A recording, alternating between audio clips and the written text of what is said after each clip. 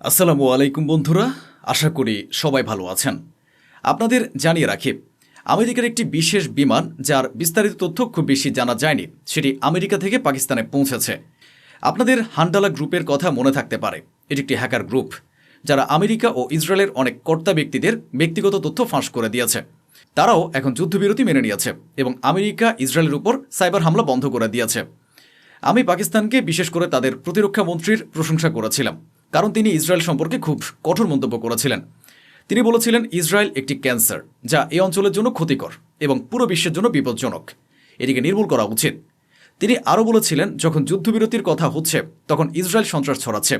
সত্যি খুব শক্ত কথা বলেছিলেন তিনি। কিন্তু পাকিস্তান তো পাকিস্তানই থাকবে। এরপর ইসরায়েল সংক্ষিপ্তভাবে পাকিস্তানের বিরোধিতা করে।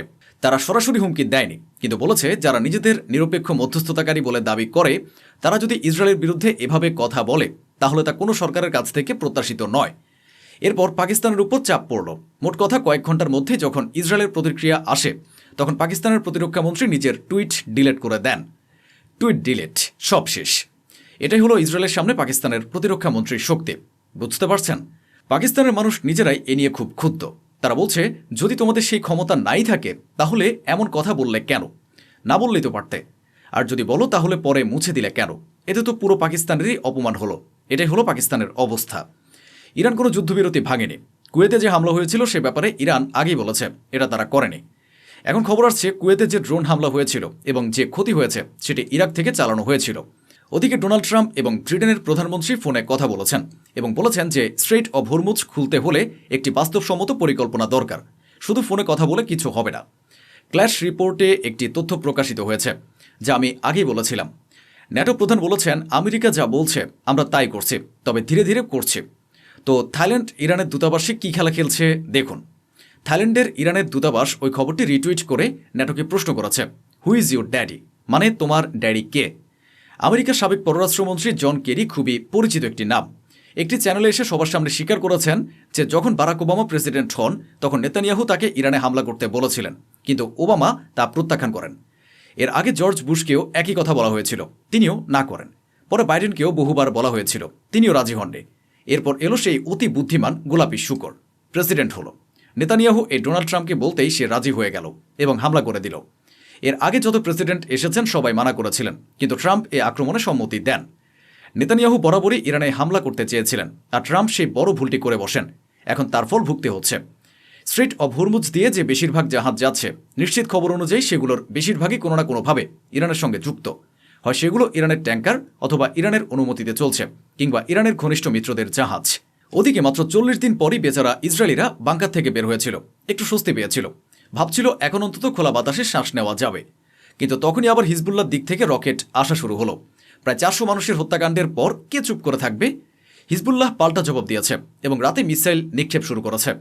পুরো ইসরায়েলের সাইরেন বাজতে শুরু করে। তবে ইরানের মিসাইলের কথা আলাদা, তার শক্তি আলাদা।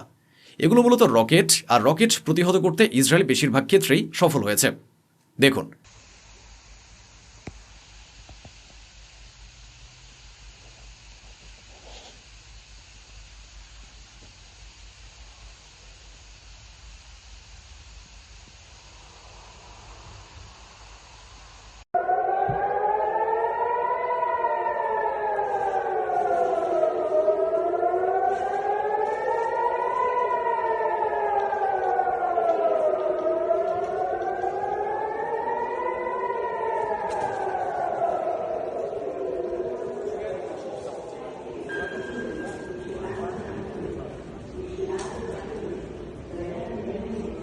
যদিও সাইরেন ঘন্টার পর ঘন্টা বেজেছে, আর ইসরায়েলিরা আবারও বাংকারে ফিরে যেতে বাধ্য হয়েছে।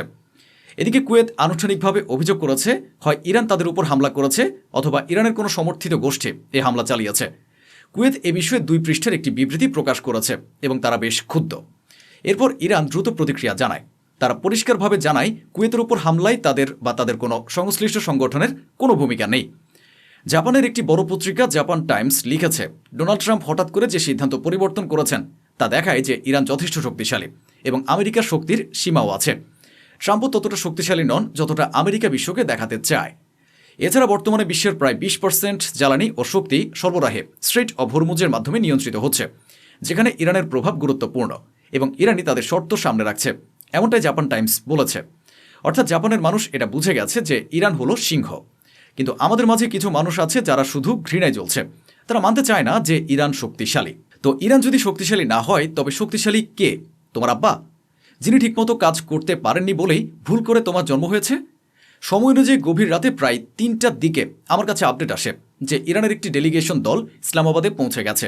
তারা হোটেলেও পৌঁছে গেছে, ফাইটার জেট উঠছিল, এমনকি পাকিস্তানের বিমান ইরানে গিয়ে সেই দলকে নিয়ে এসেছে। অন্যদিকে ডোনাল্ড ট্রাম্প এখন বেশ চাপে পড়ে গেছে এবং ঠিকমতো হুমকিও দিতে পারছে না। এখন দেখুন, সে বলছে ইরান খুব খারাপ কাজ করছে এবং অসম্মান করছে। ইরান স্ট্রেইট অফ হরমুজ দিয়ে জাহাজ যেতে দিচ্ছে না। ট্রাম্প বলছে আমাদের মধ্যে তো এমন কোনো চুক্তি ছিল না, that is not the agreement we have. এ ধরনের কোনো কথা ছিল না। যাই হোক, আপনারা দেখতে পাচ্ছেন যে ডোনাল্ড ট্রাম্প একসময় বলছিল যে ইরানের সভ্যতা মিটিয়ে দেব, এখন সেই বলছে স্ট্রেইট অফ হরমুজ খুলে দাও না, প্লিজ খুলে দাও। এদিকে আমেরিকার আরেকটি বড় পত্রিকা দ্য নিউ ইয়র্ক টাইমসে এই আলোচনা চলছে যে আমেরিকা ও ইরানের মধ্যে যুদ্ধবিরতি হয়ে গেছে, কিন্তু ট্রাম্পের পুরনো ধাঁচের চিন্তাভাবনা এখনও রয়ে গেছে। সে মনে করে সে যা খুশি করতে পারে, সে খুব শক্তিশালী, তার ইচ্ছা মতো সব কিছু করতে পারে।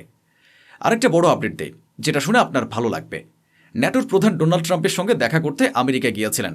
রিপোর্ট অনুযায়ী ট্রাম্প এতটাই ক্ষুব্ধ হয়েছিলেন যে তিনি খুব রেগে গিয়ে চিৎকার করতে থাকেন। পরিস্থিতি এতটাই খারাপ হয় যে তিনি ন্যাটো প্রধানকে বলে দেন তার বিরুদ্ধে ব্যবস্থা নেবেন। মিটিং শেষ হওয়ার পর বাইরে এসে জানানো হয় এই বৈঠক খুবই খারাপ হয়েছে। প্রায় সব বড় পত্রিকা বলছে এমন বৈঠক না হলেই ভালো হতো। এদিকে ইরানের পার্লামেন্ট স্পিকার এমন কিছু কথা বলেছেন যা অনেকের মন জয় করেছে। যেখানে আগে আমেরিকা ও ইসরায়েল হুমকি দিত, এখন সেখানে ইরানে কঠোর অবস্থান নিচ্ছে। তিনি তাদের শর্তগুলো আবারও প্রকাশ করে বলেছেন সময় দ্রুত শেষ হয়ে যাচ্ছে। এর আগেও ইরান জানিয়েছে তাদের শর্ত মানা না হলে সংঘাত আরও বাড়বে। এখন আন্তর্জাতিক মিডিয়ায় রিপোর্ট আসছে, এক দুটি নয়, বেশিরভাগ মিডিয়াই এখন পুরো ঘটনাটা খুলে বলছে। বলা হচ্ছে 3 দিন আগে যখন চুক্তি ও যুদ্ধবিরতি হয়েছিল তখন ডোনাল্ড ট্রাম্প খুবই চাপের মধ্যে ছিলেন এবং তাড়াহুড়ো করে ইরানের সব শর্ত মেনে নিয়েছিলেন। সেই শর্তের মধ্যে স্পষ্টভাবে বলা ছিল লেবাননেও যুদ্ধবিরতি হবে। ট্রাম্প এতে রাজি হয়েছিলেন, কিন্তু পরে ইসরায়েল আপত্তি জানালে এবং চাপ সৃষ্টি করলে ট্রাম্প নিজের অবস্থান থেকে সরে আসেন। অর্থাৎ প্রথম শর্ত থেকে তিনি পিছিয়ে যান। এখন আমেরিকার রিপাবলিকানদের মধ্যেও ভয় তৈরি হয়েছে। এই যে রিপোর্ট দেখুন, রিপোর্টে বলা হচ্ছে আগামী নির্বাচনে ট্রাম্পের হার প্রায় নিশ্চিত, এমনকি রিপাবলিকানদের জয় পাওয়াটা কঠিন হয়ে যাবে, কারণ এ ঘটনায় তাদের ভাবমূর্তি ক্ষতিগ্রস্ত হয়েছে। বাহরাইন খুবই ছোট্ট একটি দেশ, অথচ কথা দেখুন, তারা এখন ক্ষতিপূরণ দাবি করছে। বলছে তাদের যে ক্ষতি হয়েছে তার জন্য ক্ষতিপূরণ চায় এবং ইরানকে শাস্তি দেওয়া হোক। মানে এদের ভয়টা দেখুন।